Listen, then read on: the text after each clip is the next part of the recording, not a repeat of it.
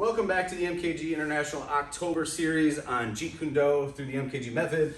Really excited to go through some of the material this week with you. We're going to look at some of the JKD grappling for this video. I'm going to kind of pick just a smattering of different things from our JKD grappling curriculum, some things that we like to train here in our gym. I've really been looking forward to filming some of this content and seeing if it's stuff that you guys enjoy, and I hope it helps benefit your training. So I've asked Darren Palmer from our gym to help me.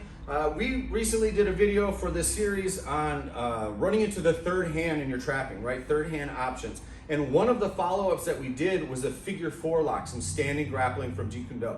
So we're gonna piggyback off of that, turn that figure four lock into a takedown, and do some follow-up grappling from there. So starting from our third hand option, we had trap and hit, pull and hit, you run into this barrier. So what we usually do is you chung choi underneath, you're gonna hit right to the solar plexus. This actually can slide on this low arm and pin that arm a little bit in flight, so it's less to worry about. Take the shot if you want it, otherwise you're gonna roll to the high line, hit. We like to add in a little bit of a scooping lever this way to change his level, manipulate the arm. Gonna bend the wrist, reach up, grab my own forearm. And this has a vague kind of triangular four shape, hence the name figure four arm lock.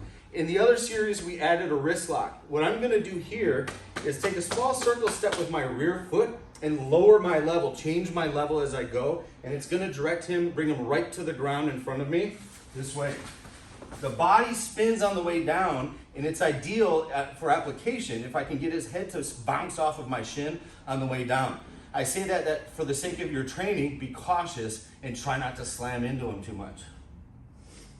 All right, so having landed into this position, our first follow-up we're gonna look at is I'm gonna drop this knee on his head, pin the head to the ground, drop this knee on his body, dig it into his floating ribs a little bit. I'm gonna pin his upper arm, this part of his arm, his tricep and elbow, to my chest, straight onto my sternum. Okay, I have not let go of my figure four shape this entire time. As soon as I got it, I kept it. That means my thumb is still in the crook of his wrist. My hand is still on the back of his hand. I'm using the pinky side of my hand to compress his knuckles.